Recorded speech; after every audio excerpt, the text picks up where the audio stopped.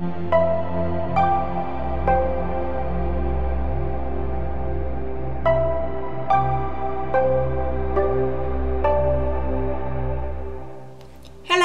it's Coreyemmah here. Welcome back to my channel and to our next episode for Advanced Witchcraft, the review of the book by Edain McCoy. And in today's episode we will dive into the Earth chapters. So if you haven't seen my previous videos on this book, where I'm talking about the air chapters, the fire chapters and the water chapters, be sure to check them out. I will link them in the corner of the video as well as in the description box. So the Earth chapters, we are starting with Advanced Intermediate Magic. The power at your disposal was intended to make you humble. Really, really lovely quote. As well as we use magic because we want to work with the flow of energy in the universe, to get closer to nature and to bring about positive change. So I totally agree with this part and this lovely idea of how are we supposed to use our power as witches. Is magic part of advanced witchcraft, and what happens or why does it happen when your magic fails? Here are two main reasons why your magic didn't work. The first one is enough effort was not put into the original spell, usually due to not enough of concentration and imagination and visualization and having that kind of goal already set in your mind. And the other one is a greater will was opposing your will. So some other energies were going against your spell, or maybe your own energies, your own subconscious mind somehow blocked it or didn't allow it for some specific reason, like you don't really want this change in your life or so. 5 basic methods of advanced intermediate magic. Really lovely thing. The first one here is using multiple catalysts. And by catalysts we mean items that are used to help you focus and direct your magical energy. Here the author is suggesting to use more of the tools or more of the items. In the same time, few chapters before this, in the air chapters, she was talking about using less and less tools, that is kind of showing your advanced practice. So I can see a little bit a dichotomy here, something that is like, yeah, use loads of items as a catalyst, but no, don't use too many things together. I think that everyone will develop their own path.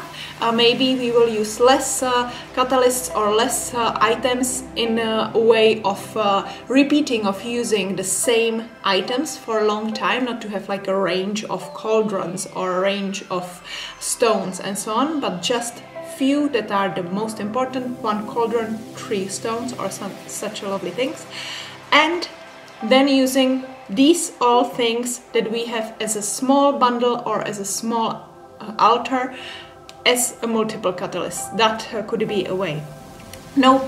These have no power on their own and cannot make magic happen for you until you will charge them toward your goal. I slightly disagree here because I see things and stones and herbs and everything from kind of animistic perspective. I see a soul and the essence in everything, and I believe that each thing has some kind of energy and power, and they can support your magic to happen.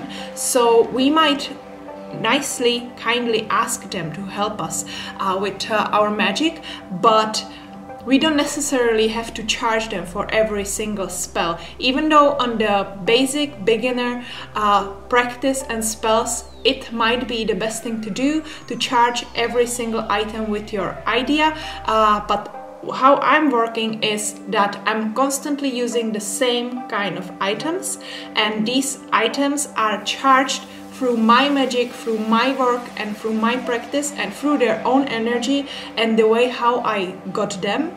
And this energy is kind of just accumulating and culminating and getting higher and higher through the repeated practice with these items. So that's kind of a tip that I would add to this. Using sex magic is another of the ways how to practice advanced intermediate magic. It's really interesting that here is basically a step-by-step way how to perform a sexual spell, or the spell that is boosted by sexual energy. But what I slightly don't understand or am missing here in the book is that the author is talking here about Tantra and Kundalini and chakras, but she doesn't mention any kind of rituals from European or Western background. Of course, the Eastern stuff is absolutely valid, and loads of the Western stuff is coming from the Eastern philosophy. But I would, for example, dive into some kind of folklore of the Maypole rituals and Beltane fires and these kind of things, chemical wedding, and this stuff that might be more aligned with the energy of our way of making spells. But of course, Tantra, Kundalini, chakras are absolutely valid and amazing tools or ideas or philosophies and energies with which we can work, for sure. I'm just slightly missing here another perspective, rather from the folklore of another part of the world, not only Europe, also maybe from Americas and so on. That would be really, really nice to have here as well. Another is the art of bending time. Another one with which I was like, yes and no. Working with the time, absolutely amazing. On the astral level, it's really great stuff to do, to travel in the time to the moment when the portal was there in the wall. I was talking about it in one of the previous videos. But here the author is suggesting to go back in time and multiply go there to one situation and erase the past in the visualization, erase the trauma, erase the block, erase the shadow. And I must say that I'm quite against this. I believe that what happened to us in the past and what created some kind of traumas, blocks and shadows needs to be resolved in the present to have a better future. It's not something that we should erase, that we should, maybe we could cut it off, but we have to understand it somehow. So going over and over to change or erase what happened and visualize it happening differently, it's really, in my point of view, from my point of view, against the shadow work, against the understanding yourself and taking your life as it was and as it is, and just have it as a part of yourself. Another one is ritualized spells. Make any spell 10 times as potent by adding ritual elements. Yes, of course, with ritual elements, with the ceremony, it doesn't have to be items or catalysts.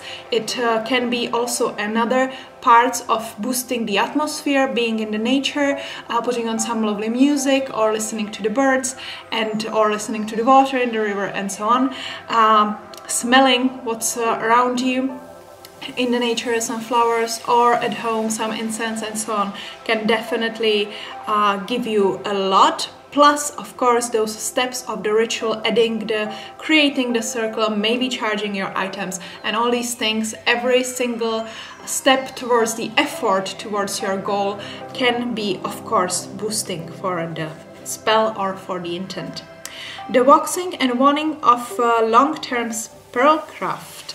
So here is a little bit of working with with the spell for a little bit longer, not to do it just in one time, but go over and over to the past, or create the 7-day candle and this kind of things. Of course, again, it's the added effort that will add the energy to your spell. Magical timing for long-term spells. Here's a really nice chart of which day belongs to which planet and which kind of correspondences, which is again something that we should already know from previous times in our witchy life, but why not to add the perspective of the author, as well as here is daily and nighttime hours, how to count them, how to excuse me, use them, and when is which hour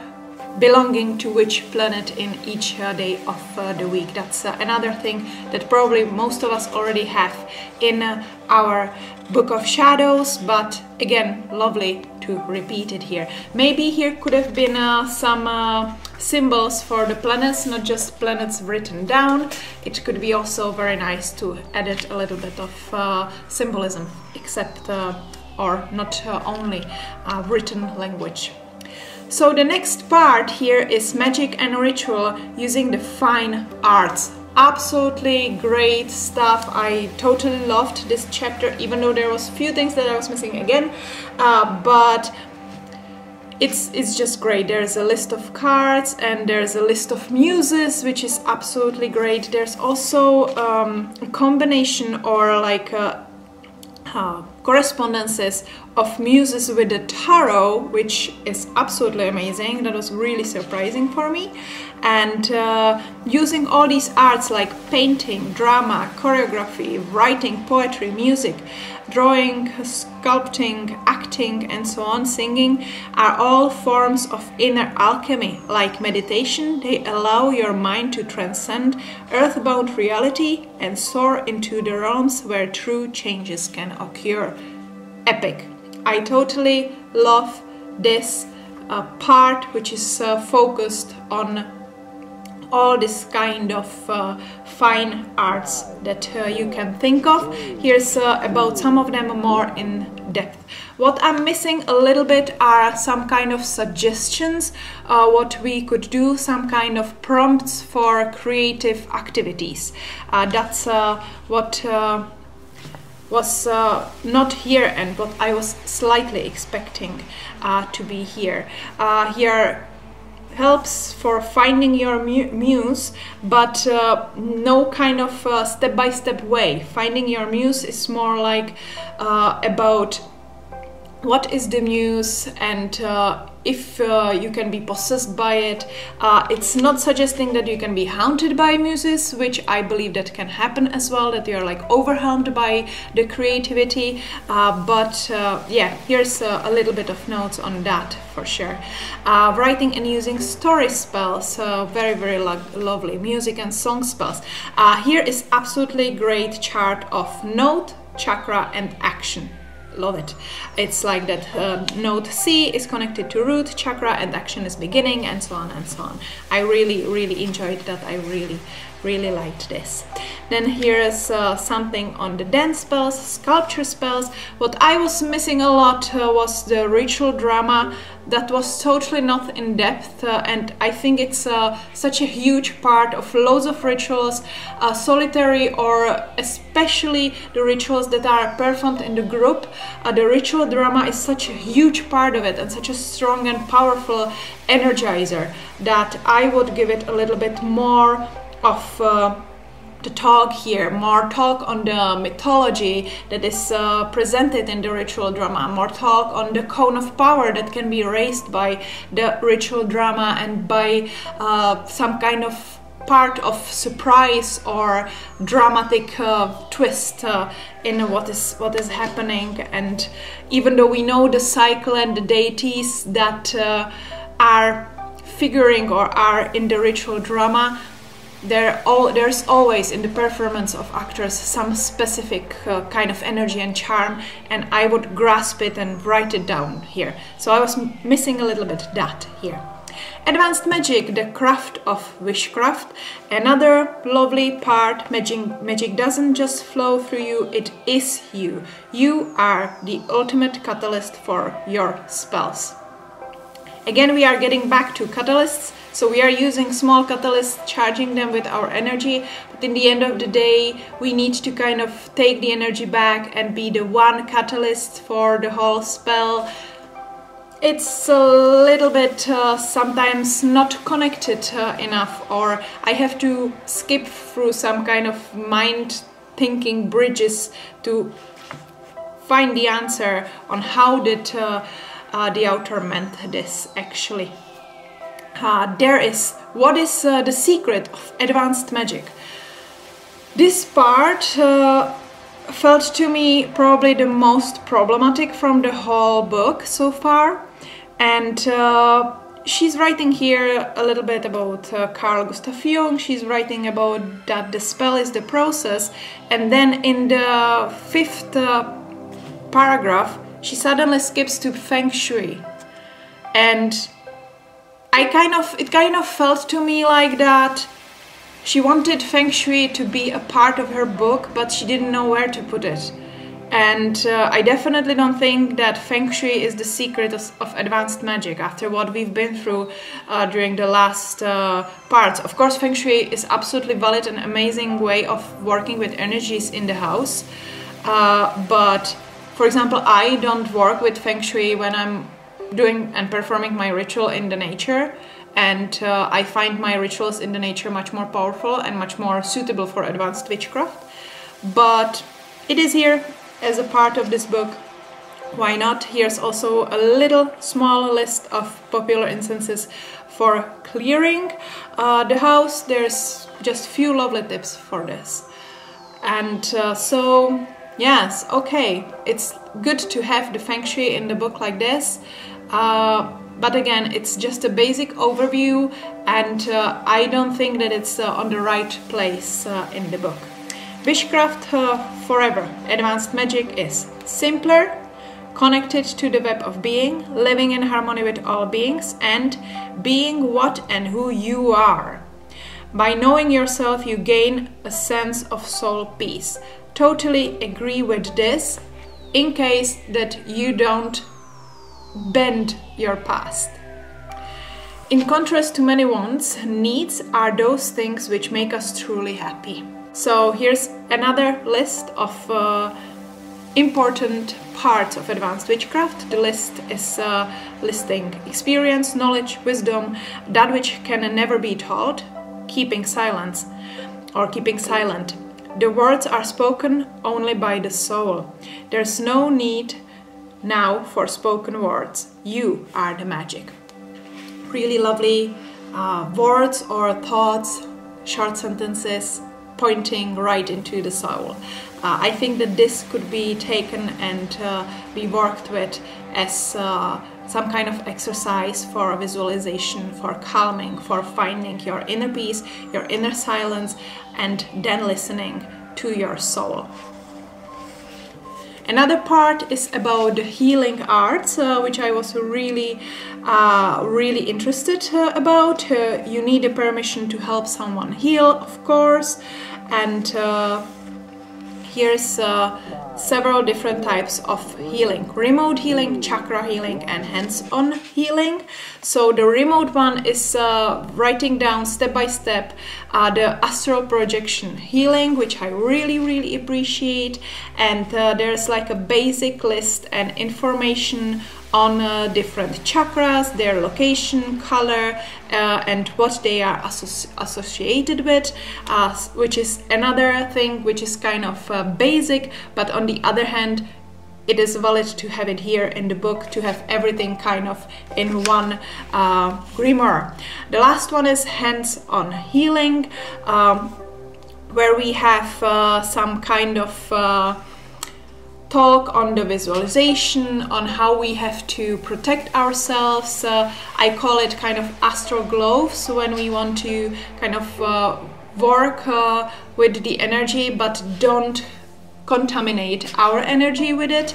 And the author is talking about something very, very similar here. So these are the parts of the Earth chapters, the chapters that were very interesting, but in the same time I was slightly missing there some things. Sometimes I had a feeling that the author was trying to push in or stuff in some information or some areas of witchcraft that didn't fit anywhere else in the book, but we are still going to check on the last part of the book, which is on the spirit chapters, which I'm really excited about, and I can't wait what will be this kind of like a conclusion, connection of all those elements that we've been through with this book so far. So I hope that you enjoyed this review with me again, and I hope I will see you soon. Bye!